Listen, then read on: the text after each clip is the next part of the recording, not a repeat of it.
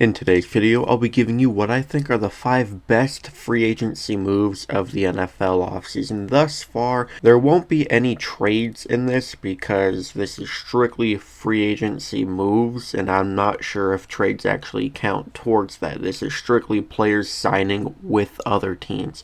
So let me know your thoughts in the comments. Let me know what you think was the best free agency move thus far. Enjoy the video, and as always, go Hawks.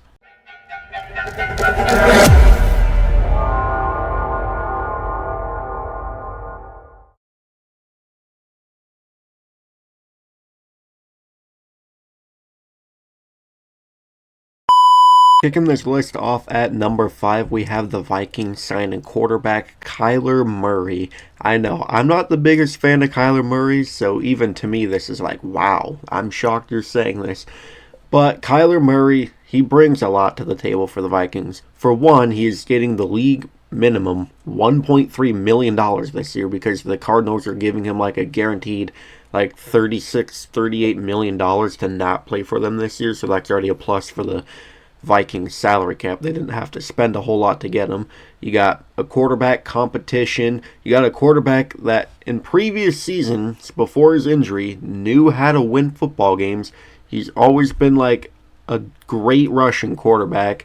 It's just the inconsistencies in his passing. And because I think his ball carrying movement is just the most ticky-tacky thing in the NFL. He's just one of the most inconsistent quarterbacks. But I think if and when he wins the quarterback job in Minnesota, he'll actually know how to get the ball to people like, I don't know, Justin Jefferson and Jordan Addison if he can stay out of trouble. And I think the Vikings, even winning 9 games last year with J.J. McCarthy and Max Brosmer and everything else they had going on there, I think if Murray stays fully healthy and he goes back to how he played in even 2020 and 2021, I think the Vikings can make the NFC North very, very interesting this year.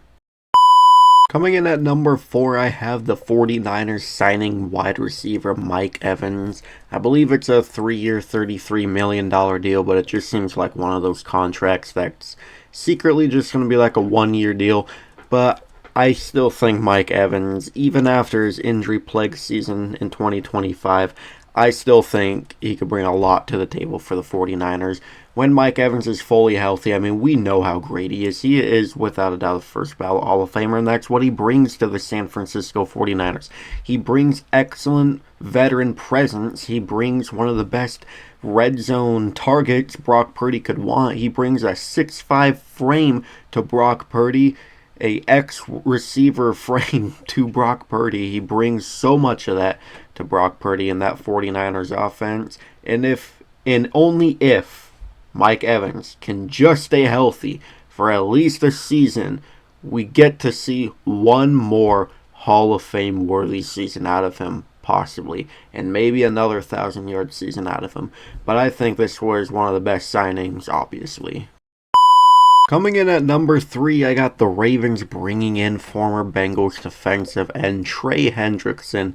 They did give him a big deal, like 4 years, $112 million with, I believe, $60 million guaranteed. So that's a pretty penny for him. But even though he's not been one of the best run defenders in the last few years, I still think magnificent contract for the Ravens.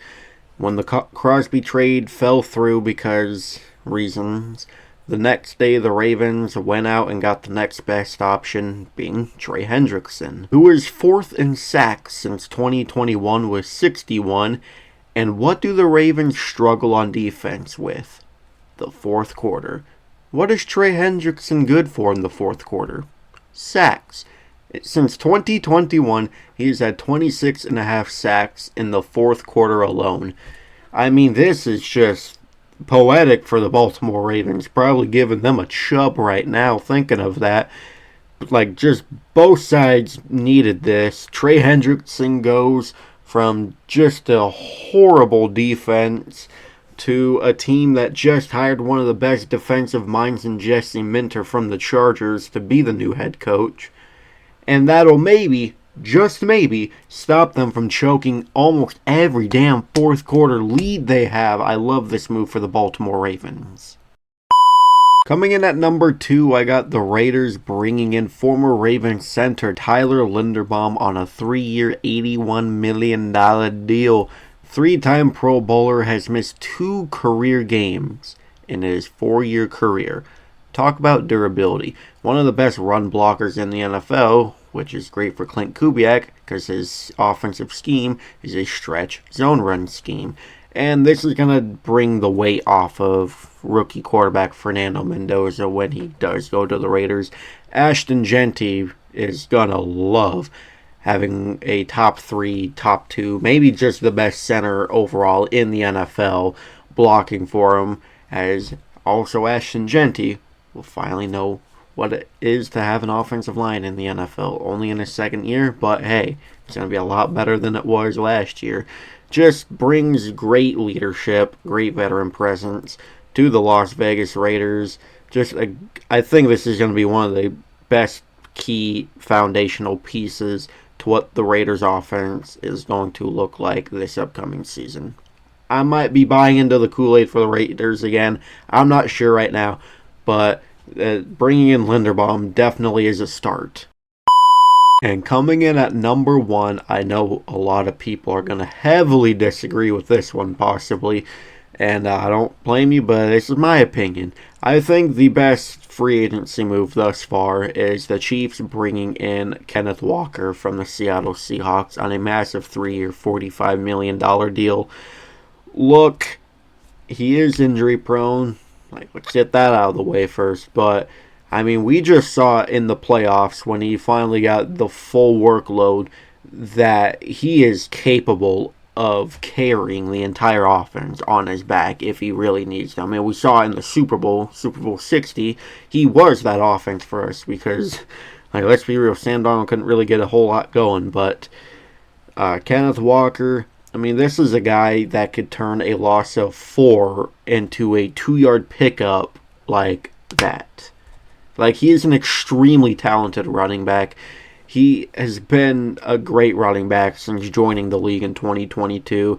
I just think, I really want him to get the full workload with the Chiefs, but at the same time, that's what's getting him injured, is giving him the full workload. So, I don't know what you can really do about it, but I really think this is going to anchor the Chiefs' offense. It's going to bring them right back into the playoff contending team they've been in the Patrick Mahomes era, unfortunately.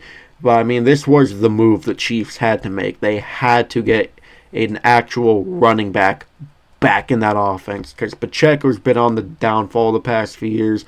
Kareem Hunt just exists, and anything else they've had since the first time they had Kareem Hunt has just been very their rush attack in 2025 was one of the worst in the NFL by far. Bringing in Kenneth Walker, a known 1,000-yard rusher, a known bowling ball running back, a guy that, like I said, will turn nothing into literally anything. You need that. The Chiefs needed that. They splurged a lot on it, and I don't think this move is going to bite them in the ass whatsoever. Well, anyways, thank you guys so much for watching. If you enjoyed, please like, comment, and subscribe, and turn the notification bell on so you'll never miss an upload. I will see you in the next video. Go Hawks!